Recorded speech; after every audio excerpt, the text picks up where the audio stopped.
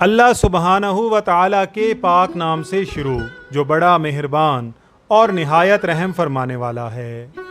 ناظرین کرام، حضرت خواجہ قطب الدین بختیار کاکی رحمۃ اللہ علیہ، حضور غریب نواز خواجہ معین الدین چشتی اجمیری رحمۃ اللہ علیہ کے خلیفہ اعظم اور حضرت بابا فرید الدین گنج شکر رحمۃ اللہ علیہ کے مرشد کریم تھے۔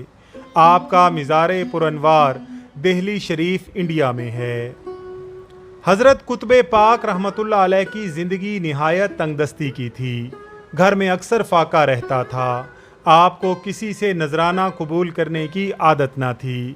اپنا بیشتر وقت اللہ تعالیٰ کی عبادت و ریاضت میں گزارتے تھے۔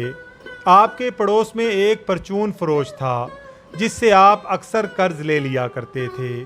ایک دن اس پرچون فروش کی بیوی نے آپ کی اہلیہ محترمہ کو طعنہ دیا کہ اگر ہم لوگ تمہارے پڑوس میں نہ ہوتے تو تم لوگ تو بھوکے مرتے۔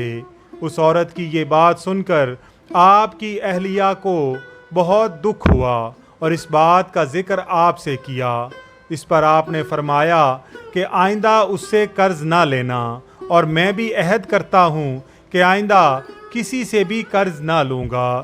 جب ضرورت ہو ہمارے حجرہ کے طاق میں ہاتھ ڈال کر پکی ہوئی روٹی لے لیا کرنا اور اس کو اپنی ضرورت کے مطابق صرف کرنا، اور جسے چاہنا اس کو بھی اس میں سے دے دینا۔ چنانچہ اس عہد کے بعد اللہ تعالیٰ کے فضل سے ہر روز ایک روٹی اس طاق میں سے مل جاتی جو آپ کے گھر بھر کے لیے کافی ہو جاتی۔ ناظرین کرام، روٹی کو کاک بھی کہا جاتا ہے۔ اسی مناسبت سے آپ کے نام مبارک کے ساتھ کاکی کا لقب موجود ہے۔ سیر الاولیاء میں لکھا ہے کہ ایک دن اس پرچون فروش نے اپنے دل میں یہ خیال کیا کہ شاید کوئی ایسی بات ہو گئی ہے جس کے باعث حضرت قطب الدین بختیار کاکی نے قرض لینا چھوڑ دیا ہے۔ چنانچہ اس نے اپنی بیوی کو صورتحال معلوم کرنے کی غرض سے آپ کے گھر بھیجا۔ اس کی بیوی نے آپ کی اہلیہ سے باتوں باتوں میں معلوم کر لیا کہ دراصل واقعہ کیا ہے۔ چنانچہ جب آپ کی اہلیہ نے پرچون فروش کی بیوی سے یہ بات بیان کر دی کہ پردہ غیب سے روٹی میسر ہو جاتی ہے، تو پھر وہ روٹی ملنا بند ہو گئی۔ آپ نے اپنی اہلیہ سے پوچھا کہ کیا تم نے روٹی کے ملنے کا واقعہ کسی کو بتایا ہے؟ تو آپ کی اہلیہ نے کہا کہ ہاں، میں نے یہ بات پرچون فروش کی بیوی کو بتائی تھی۔ سیر الاقتاب میں لکھا ہے کہ ایک شخص نے حضرت سلطان المشائخ محبوب الہی حضرت نظام الدین اولیاء رحمۃ اللہ علیہ سے دریافت کیا کہ حضرت خواجہ قطب الدین بختیار کو کاکی کس وجہ سے کہتے ہیں؟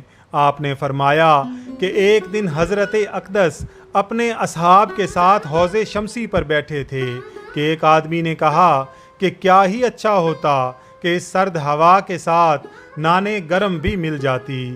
حضرت خواجہ نے اپنا ہاتھ حوض میں ڈال کر نان گرم نکالے اور اصحاب کے سامنے رکھ دیے، اور سب نے سیر ہو کر کھائے۔ اس روز سے آپ کو لوگ کاکی کہنے لگے۔ اس کتاب میں یہ بھی لکھا ہے کہ ایک دفعہ سلطان شمس الدین التمش نے حضرت اقدس سے طعام غیب کی التجا کی۔ آپ نے فوراً اپنی دونوں آستین ہلا دیے تو نہایت عمدہ اور گرم کاک یعنی نان برآمد ہوئے۔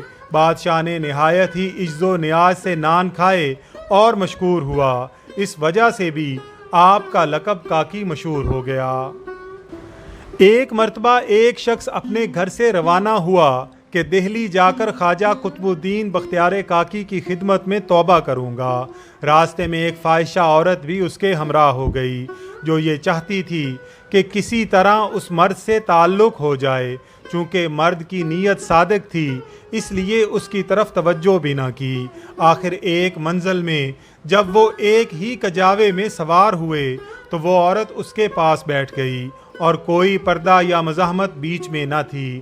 شاید مرد نے اس سے کوئی بات کی یا ہاتھ بڑھایا۔ اسی وقت دیکھا کہ ایک مرد نے آ کر اس کے منہ پر تھپڑ مارا اور کہا کہ قطب صاحب کی خدمت میں توبہ کی نیت سے جا رہا ہے اور پھر ایسی بری حرکت کرتا ہے۔ اس نے فوراً توبہ کی اور اس عورت کی طرف پھر دیکھا تک نہیں۔ جب وہ خواجہ قطب الدین بختیار کاکی کی خدمت میں حاضر ہوا تو پہلے ہی آپ نے فرمایا کہ اس روز اللہ تعالیٰ نے تجھے برائی سے بچا لیا۔ ایک مرتبہ ایک شخص حضرت قطب صاحب کی خدمت میں اس نیت سے حاضر ہوا کہ خواجہ صاحب اسے دنیا دیں اور جہاں پر خواجہ صاحب بیٹھے ہیں وہاں دودھ کی نہر جاری ہو۔ ابھی وہ دور ہی تھا کہ قطب پاک نے اس کی طرف مخاطب ہو کر فرمایا کہ دوست آتے ہیں اور اللہ تعالیٰ کی مغضوبہ چیز طلب کرتے ہیں، چونکہ تیرے دل میں یہ خیال ہے اس لیے اس اینٹ کو جس پر تو بیٹھا ہے اٹھا۔ جب اٹھائی تو نیچے اشرفیوں کا ڈھیر تھا، تو خواجہ صاحب نے فرمایا کہ تیری خواہش دودھ چاول کی ہے سو تیرے آگے ہے، کھا۔ جب اس نے نگاہ کی تو دیکھا کہ دودھ اور چاول کی ندی بہہ رہی ہے۔ ایک مرتبہ حضرت قطب پاک رحمۃ اللہ علیہ کسی مقام کی طرف تشریف لے جا رہے تھے۔ راستے میں مسجد تعمیر ہو رہی تھی، ایک کڑی اوپر لے جانا چاہتے تھے لیکن وہ اور کڑیوں سے 2 گز چھوٹی تھی۔ بیچارے حیران تھے کہ کیا کریں۔ خواجہ قطب پاک نے فرمایا کہ اوپر چڑھا کر مجھے اطلاع دینا۔ جب اوپر چڑھائی گئی تو آپ نے دیوار پر چڑھ کر اسے کھینچا تو وہ دوسری کڑیوں کی نسبت 1 گز لمبی ہو گئی۔ عرصہ دراز تک وہ کڑی اس مسجد میں پڑی رہی۔ ایک دفعہ کا ذکر ہے کہ ایک شخص حضرت قطب پاک کی خدمت میں حاضر ہوا اور اپنی غربت اور افلاس کی شکایت کرنے لگا۔ آپ نے اس سے فرمایا کہ اگر میں یہ کہوں کہ میری نگاہ اللہ تعالیٰ کے عرش تک پہنچتی ہے تو کیا تم میری اس بات کا یقین کر لو گے؟ وہ شخص کہنے لگا کہ ہاں میں یقین کر لوں گا، بلکہ میرا اعتقاد تو آپ پر اس سے بھی زیادہ ہے۔ اس پر حضرت قطب پاک نے فرمایا کہ اچھا، جب تم مجھ پر اس قدر یقین رکھتے ہو تو میں تم سے کہتا ہوں کہ وہ چاندی کے 80 ٹکے جو تم نے اپنے گھر میں چھپا کر رکھے ہوئے ہیں پہلے ان کو خرچ کر لو، پھر اپنی غربت کی شکایت کرنا۔ اس شخص نے جب آپ کی یہ بات سنی تو بہت شرمندہ ہوا اور شرم سے اپنی نگاہیں نیچی کر کے اپنے گھر کو واپس لوٹ گیا۔ سلطان شمس الدین التمش بڑا نیک صفت اور اولیاء کرام سے بے پناہ عقیدت و محبت رکھنے والا حکمران تھا۔ سلطان کی بڑے عرصہ سے یہ خواہش تھی کہ شہر کے نزدیک پانی کا ایک حوض تعمیر کروایا جائے تاکہ شہر کے لوگوں کو پانی بآسانی مل سکے، کیونکہ ان دنوں شہر میں پانی کی بہت زیادہ قلت تھی اور اس کا حصول بھی بہت مشکل تھا۔ ایک دن سلطان شمس الدین التمش کو خواب میں حضور نبی کریم صلی اللہ علیہ وآلہ وسلم کی زیارت ہوئی۔ سلطان نے دیکھا کہ نبی پاک صلی اللہ علیہ وآلہ وسلم گھوڑے پر تشریف فرما ایک مقام پر کھڑے ہیں اور ارشاد فرما رہے ہیں کہ اے شمس الدین، اس جگہ پر لوگوں کے لیے پانی کا ایک حوض بنوا دو۔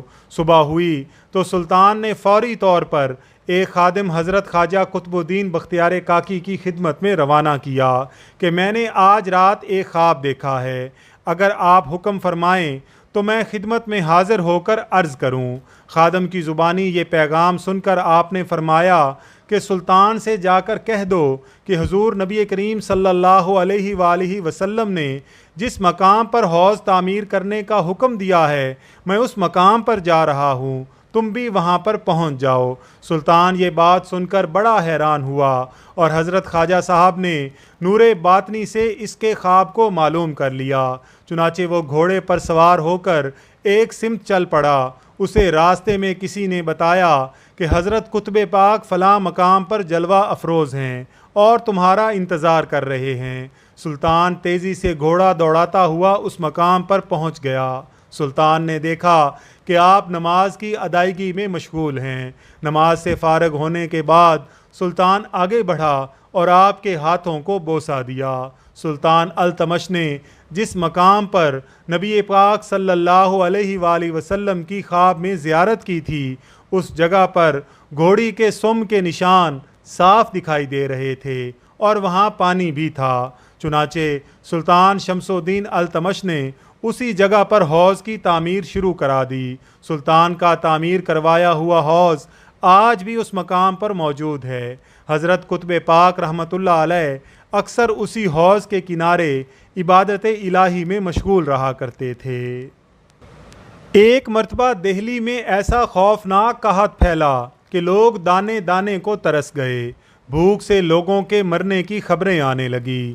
سلطان شمس الدین التمش نے اس صورتحال سے عہدہ برا ہونے کے لیے اپنے بھانجے سعد الدین کے ذمہ یہ کام سپرد کیا کہ وہ شاہی گودام سے اناج نکلوا کر اس کی روٹیاں پکوا کر عوام میں بانٹے۔ سعد الدین نے منوں کے حساب سے آٹا نکلوایا اور مختلف نان بائیوں کے ذمہ یہ کام لگایا کہ وہ دن رات روٹیاں پکا پکا کر قحط زدہ عوام کے لیے ڈھیر کرتے جائیں۔ اتفاق سے ایک نان بائی کے ہاتھوں چند روٹیاں انجانے میں جل گئیں۔ سعد الدین غصے سے آگ بگولا ہو گیا اور کہنے لگا کہ ملک میں پہلے ہی قحط کی صورتحال ہے، اوپر سے تم اپنی غفلت سے روٹیوں پر روٹیاں جلاتے جا رہے ہو۔ چنانچہ اس جرم میں اس غریب کو گرفتار کر کے قید خانے کی طرف لے جانے لگے۔ لوگوں کا ایک مجمع بھی تماش بینوں کی صورت میں ساتھ ہو لیا۔ اچانک راہ میں چلتے حضرت خواجہ قطب پاک کی نظر اس مجمع پر پڑی تو انہوں نے نزدیک آ کر ایک شخص سے پوچھا کہ کیا ماجرا ہے۔ اس شخص نے آپ کو پورا قصہ کہہ سنایا۔ حضرت خواجہ قطب پاک یہ سن کر مجمع میں داخل ہو گئے۔ لوگوں کے ہجوم نے جو آپ کو مجمع میں داخل ہوتے دیکھا تو خود بخود راستہ چھوڑنا شروع کر دیا۔ آپ نہایت اطمینان سے لوگوں کے بیچ میں سے گزرتے ہوئے سعد الدین کے پاس جا پہنچے۔ آپ نے سعد الدین سے فرمایا کہ کیوں اس غریب کو ناحق پریشان کرتا ہے؟ روٹیاں ہی جلی ہیں نا، اگر تجھے وہی جلی روٹیاں صحیح حالت میں مل جائیں تو کیا تو اس شخص کو چھوڑ دے گا؟ سعد الدین یہ سن کر ہنسا اور بولا کہ حضرت، بزرگ ہونے کے ناطے میں آپ کی عزت کرتا ہوں، مگر آپ بات ایسی کریں جسے عقل تسلیم کرے۔ بھلا یہ جلی جھلسی روٹیاں کس طرح دوبارہ ٹھیک ہو سکتی ہیں؟ بھلا مردہ بھی کبھی زندہ حالت میں واپس آیا ہے؟ حضرت خواجہ قطب پاک نے یہ بات سنی تو صحیح مگر جواب دینا گوارا نہ کیا۔ انہوں نے نان بائی کی طرف مڑ کر پوچھا، تیرا تنور کہاں ہے؟ جلی ہوئی روٹیاں لے کر میرے ساتھ وہاں چل۔ سعد الدین نے کچھ آپ کی عظمت اور بڑائی کا احساس کیا اور کچھ وہ آپ کے دعویٰ کو پرکھنے کا خواہش مند تھا، سو اس نے اعتراض نہ کیا اور نان بائی کو عارضی طور پر رہا کر کے جلی روٹیوں سمیت اپنے تنور تک جانے کی اجازت دے دی۔ تنور پر پہنچ کر حضرت قطب پاک نے نان بائی کے ہاتھوں سے جلی ہوئی روٹیاں لیں۔ سعد الدین اور لوگوں کا مجمع حیرت سے آپ کو دیکھ رہا تھا کہ آخر آپ ان جلی ہوئی روٹیوں کے ساتھ کیا کرنے والے ہیں جو یہ اپنی اصلی حالت میں واپس آ جائیں گی۔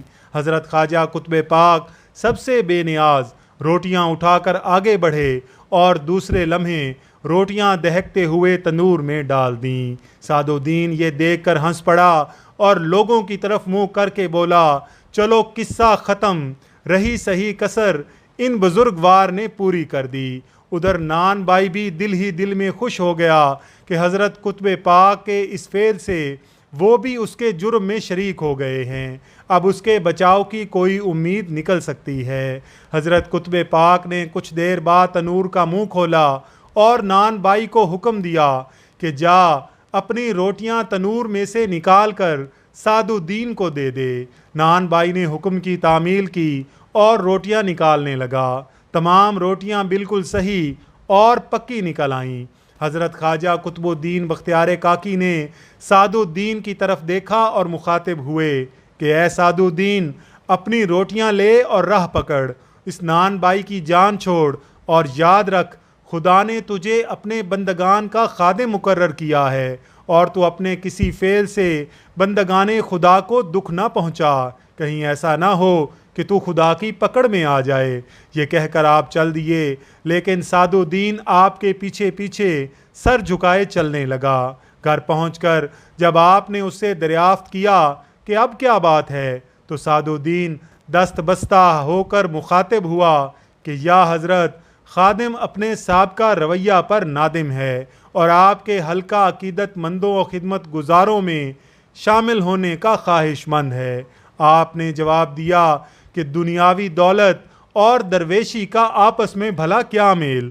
جب تک تیرے گھر میں یہ چیزیں موجود ہیں تو درویشی کے احاطہ میں کیسے آ سکتا ہے؟ شہزادہ مؤدبانہ انداز میں کھڑا رہا۔ آپ نے اس پر نگاہ کرم فرمائی۔ پھر جب شہزادہ آپ سے اجازت لے کر اپنے محل میں واپس آیا تو اپنی ملکیت جو چیزیں اس کے پاس تھیں تمام کی تمام فقراء میں تقسیم کر دیں اور دوبارہ آپ کی خدمت میں حاضری کا شرف حاصل کیا۔ آپ نے ایک ہی نگاہ کامل سے شہزادہ کے دل کی دنیا بدل دی، اسے فقیری کے اسرار و رموز سے آشنا کیا، اور پھر ایک وقت آیا کہ وہی شہزادہ حضرت خواجہ قطب الدین بختیار کاکی رحمۃ اللہ علیہ کی توجہ اور صحبت کی بدولت مقبولان بارگاہ رب العزت سے ہو گیا۔ نگاہ ولی میں وہ تاثیر دیکھی، بدلتی ہزاروں کی تقدیر دیکھی۔ ناظرین کرام، ویڈیو پسند آئی ہو تو اس کا اظہار کمنٹس میں ضرور کیجیے گا۔ اللہ تعالیٰ سے دعا ہے کہ اللہ تعالیٰ حضرت قطب پاک رحمۃ اللہ علیہ کے صدقے ہمیں بھی راہ ہدایت پر استقامت عطا فرمائے۔ آمین یا رب العالمین۔